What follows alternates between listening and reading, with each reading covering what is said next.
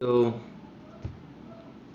हमारी एक्सरसाइज 5.2 हो गई है और बाकी अभी भी जिस बच्चों को प्रॉब्लम है वो मुझसे पूछ सकता है, उसके क्वेश्चन अभी भी कोई डाउट है तो। अब हम करने वाले एक्सरसाइज 5.3 करने से पहले उसका बेसिक, उसके अंदर क्या है, उसके बेसिक में क्या है। तो सबसे पहले हम बात करते हैं the sum of the first and term of an AP. अब हम क्या करेंगे, अब तक हमने कोई भी टर्म फाइंड आउट करनी सीखी है कि A N term find out कैसे करेंगे, या कॉमन डिफरेंस हमें नहीं पता होगा, या फर्स्ट टर्म हमें नहीं पता होगी।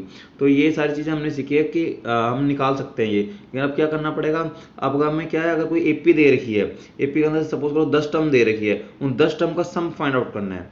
फर्स्ट टर्म को सेकंड में, सेकंड को थर्ड में, six seventh eighth ninth tenth, इन सारी टर्म्स को हम अगर एडअप कर देते हैं तो हमारा सम क्या आएगा। यहाँ पे अब हम ये सीखेंगे, जैसे सपोज करो हमसे कई बार कह देते हैं 1 से लेकर 100 तक की गिनतियों का जोड़ बताओ, the sum of first to 100, मतलब 1 से 100 तक की गिनती का जोड़ बताना है। तो वैसे तो पॉसिबल है नहीं, वो हमारा बहुत टाइम कंज्यूमिंग हो जाएगा।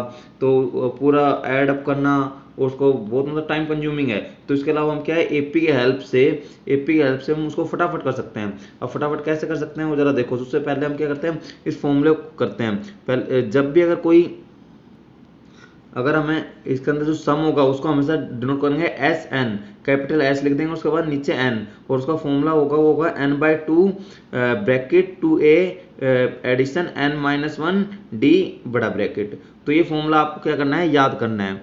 S N is equal to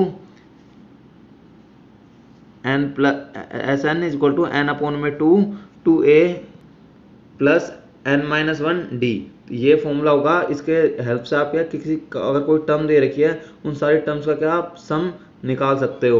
अब यहाँ पे क्या है, S N is the sum of the n digit, जितने भी एन डिजिट एन टर्म्स जो आपको दे रखी है उन सबका अगर सम कर देते हैं हम तो हमें क्या मिल जाता है, एस एन मिल जाता है। तो अगेन एन की वैल्यू आपको पता होगी कि 10 टर्म है, 100 टर्म है, 50 टर्म है, वो आपको गिवन होगी। N is the number of term given होगा, और here a is the first term of an AP. अब ये एपी अगर आपको दे रखी है उसके अंदर उसकी फर्स्ट टर्म दे रखी है तो आप इजीली फाइंड आउट कर सकते हो और एक की वैल्यू आप पुट कर सकते हो। तो ये ए हो जाएगी हमारी फर्स्ट टर्म, ये हो जाएगा हमारी first term. Again D D होगा वो हमारा होगा, वो होगा हमारा कॉमन डिफरेंस, कॉमन डिफरेंस होगा, और वो भी आपको फाइंड आउट करना आता है। तो आपको क्या करना है, जब भी अगर किसी टर्म को पूछा है उसके अंदर सबसे पहला काम क्या होगा, एपी दे रखी है उसके अंदर सबसे पहले आपको ए की वैल्यू फाइंड आउट करनी पड़ेगी, वो आप इजीली कर सकते हो। उसके बाद कॉमन डिफरेंस की वैल्यू पता होनी चाहिए, और आपको ये पता होना चाहिए इस एपी के अंदर कितनी टर्म्स को हमें सम फाइंड आउट करना है। एन नंबर मतलब 50 का करना है या 100 का करना है, तो आप इजीली इस फॉर्म में पुट करना और आप इजीली फाइंड आउट कर सकते हो इसके अंदर।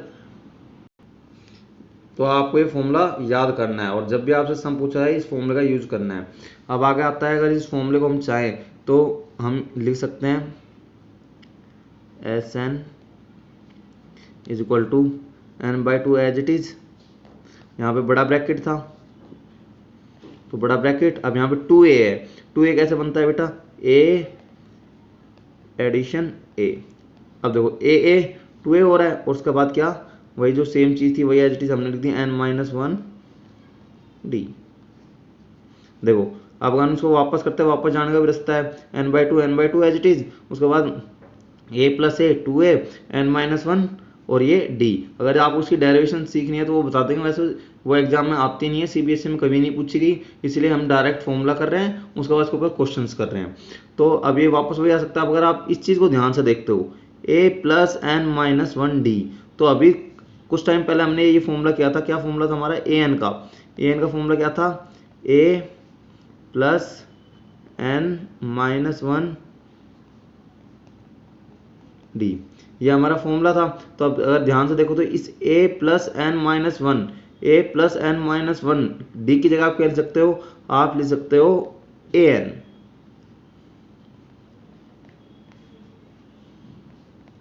अब ये ए एज इट इज, क्योंकि ये तो हुआ ही नहीं था। अब ये जो पूरी टर्म थी, ये पूरी टर्म थी a plus N minus one d, उसकी जगह हम क्या लिख सकते हैं, ए एन, ब्रैकेट बंद। एक फॉर्मूला आपका ये बन गया। ये भी आपको याद रखना है, अगर आपको किसी भी एपी के अंदर अगर आपको कॉमन डिफरेंस नहीं दे रखा और आपको ये दे दे कि उसकी कितनी एनएस टर्म मतलब 50 टर्म का सम फाइंड आउट करना है, और आपको फर्स्ट टर्म दे दे और आपको क्या दे दे, आपको कह दिया जाए उसकी एनएथ टर्म मतलब वो जो टर्म है जो लास्ट टर्म है वो आपकी दे दी जाए, तो आप क्या इस फॉर्मूले से इसकी वैल्यू आप इजीली फाइंड आउट कर सकते हो। तो ये हो गया हमारा नया formula Sn equal to n/2 a plus an। अब इसमें कॉमन डिफरेंस की हमें जरूरत नहीं पड़ी है, जो nth टर्म दे रखी हो और फर्स्ट टर्म दे रखी हो उन दोनों को ऐड करो, उसके बाद उसको n से मल्टीप्लाई करो और उसके बाद उसको 2 से डिवाइड करो। और अब अगर किसी केस के अंदर जो हमारी an टर्म है, जो an टर्म है वो वही लास्ट टर्म हो, जो an टर्म हो वही लास्ट टर्म हो, तो उस केस में क्या होगा, अगर लास्ट टर्म को हम डिनोट करते हैं स्मॉल l से, बताया था मैंने आपको, और जो लास्ट टर्म हो वो ही हमारी an टर्म हो। जैसे कहा जाए 50 टर्म्स की कोई एपी है तो उसके अंदर 50 लास्ट टर्म है और वही लास्ट टर्म की वैल्यू होगी, तो उस केस में क्या है, जो लास्ट टर्म की जो वैल्यू होगी वो हो जाएगी आपकी, आप इजिली फाइंड आउट कर सकते हो an के फॉर्मूले से लास्ट टर्म भी, तो आ जाएगा आपका n/2 a प्लस l। इस केस के अंदर क्या करा, अगर हमें फर्स्ट टर्म दे दी जाए और लास्ट टर्म दे दी जाए किसी एपी को, तो हम सबसे पहले क्या करें, उन दोनों को ऐड कर देंगे, उसके बाद उसको जितनी टर्म है उससे मल्टीप्लाई और उसको डिवाइड कर देंगे 2 से, तो हमें क्या मिल जाएगा, हमें ये एक और फॉर्मूला मिल गया जिसके थ्रू हम क्या है किसी भी एपी का सम फाइंड आउट इजिली कर सकते हैं। एक और फॉर्मूला हमें मिल गया है। अब भी किसी बच्चे को डाउट हो इन तीनों फॉर्मूले में, वो मेरे से दोबारा पूछ सकता है। ये तीनों फॉर्मूले आपको याद होने चाहिए, इनका यूज होगा। और अब आगे जो इसका एग्जाम्पल है वो बहुत सिंपल है, आप ट्राई करो और जो हार्ड होंगे उनको हम डिस्कस कर लेंगे। और एक बात और, जो भी बच्चा यहाँ पे यूट्यूब पे इस वीडियो को देख रहा है वो अपना नाम कमेंट बॉक्स में जरूर डाले, इससे मुझे ये पता चल जाएगा कि कौन बच्चा देख रहा है, कौन पढ़ रहा है, कौन वीडियो देख रहा है, सीखने की कोशिश कर रहा है, कौन नहीं कर रहा। तो सब बच्चे अब जब भी इस वीडियो को देखेंगे उसके कमेंट बॉक्स में अपना नाम डाल देंगे।